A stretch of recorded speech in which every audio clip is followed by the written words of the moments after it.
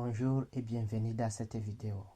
Aujourd'hui, nous allons plonger dans les coulisses de JavaScript pour comprendre comment le processeur retrouve les variables dans la mémoire RAM grâce à leur adresse de référencement. Souvenez-vous, dans les vidéos précédentes, on a vu que une variable se stocke sur la mémoire RAM et le processeur fait en sorte qu'il retrouve cette variable.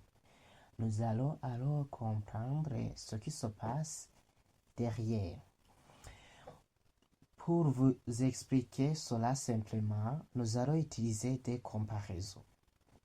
La RAM comme une bibliothèque remplie de livres rangés sur des étagères numérotées.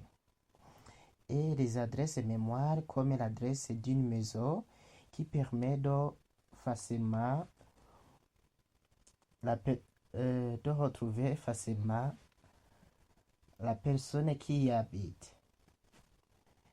Dans un premier temps, nous allons voir la RAM comme une bibliothèque. En second lieu, on va voir l'adresse d'une maison. En troisième lieu, on va voir le passage par valeur et par référence. Le premier cas, la RAM comme une bibliothèque. Imaginons que la RAM est une grande bibliothèque. Chaque livre représente une donnée, par exemple un nombre, une chaîne de caractères et un objet. Les étagères sont numérotées. Ce sont les adresses mémoire. Le nom de la variable en JavaScript n'est pas le livre lui-même, mais plutôt une étiquette collée sur une étagère qui indique le livre que tu cherches est ici. Et ici, on donne l'exemple de la déclaration d'une variable qui s'appelle nom, qui reçoit la valeur Alice. Nous allons appliquer cela. Donc, j'ai déjà créé le fichier qui s'appelle JavaScript le projet qui s'appelle JavaScript qui contient des fichiers index.html et script.js. Dans index.html, je vais mettre du code HTML.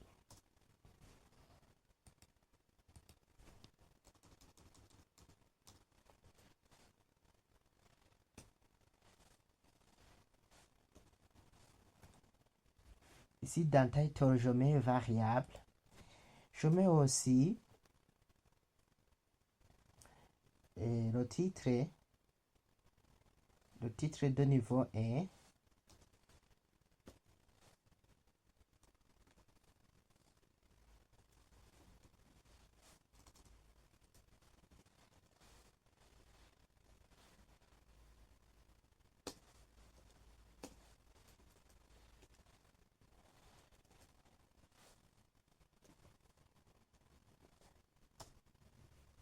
Je mets le titre de niveau 1 qui s'appelle Apprendre le JavaScript. Si j'enregistre, qu'est-ce que nous allons trouver?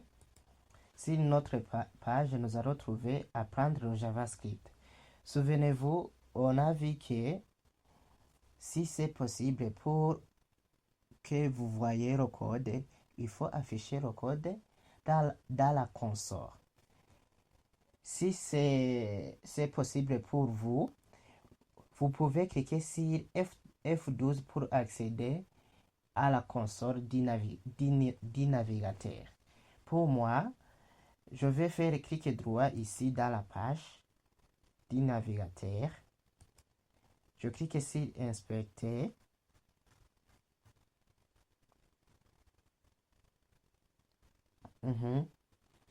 Je vais dans le menu console.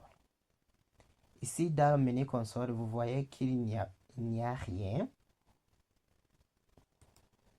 Et je vais alors réduire cette fenêtre. Ici, je mets la balise qui nous permet d'ouvrir le JavaScript, c'est script source. Et je mets aussi l'attribut source, puisque je vais écrire du code de JavaScript dans l'autre fichier script.js.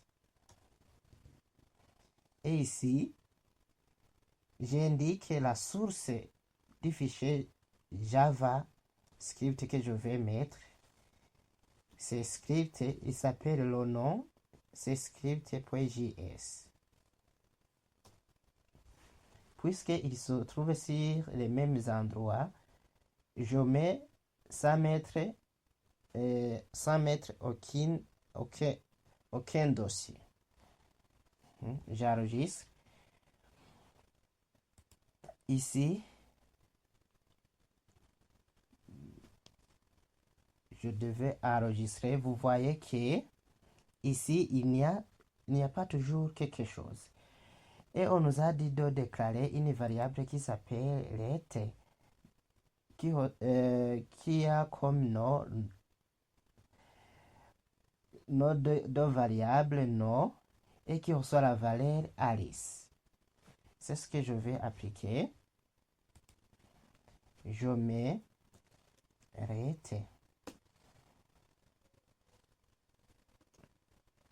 let nom qui reçoit comme valeur Alice. Si j'enregistre, pour le moment, vous n'allez pas trouver aucune chose ici dans la console, puisque je n'ai pas encore affiché cela. Pour afficher cela, on a vu qu'on utilise console log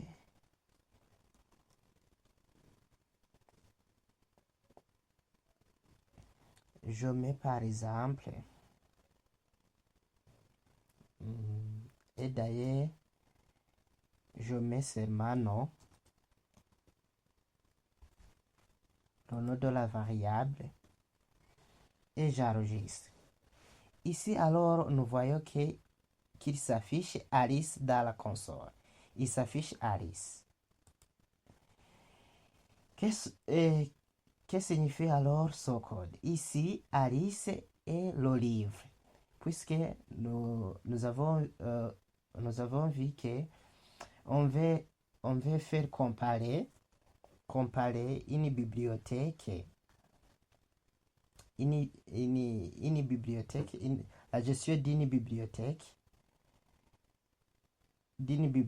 avec la mémoire, et nous allons comprendre comment le processeur accède à la variable et aux valeurs. Ici, Alice est pris comme un livre. Le nom de la variable est comme l'étiquette. L'adresse mémoire, par exemple, 0x1a et le numéro d'étagère où se trouve le livre.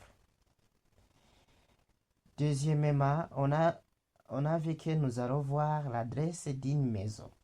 Prenons maintenant l'exemple d'une maison. Si je vous disais Omar habite au numéro 25, rue des Érables,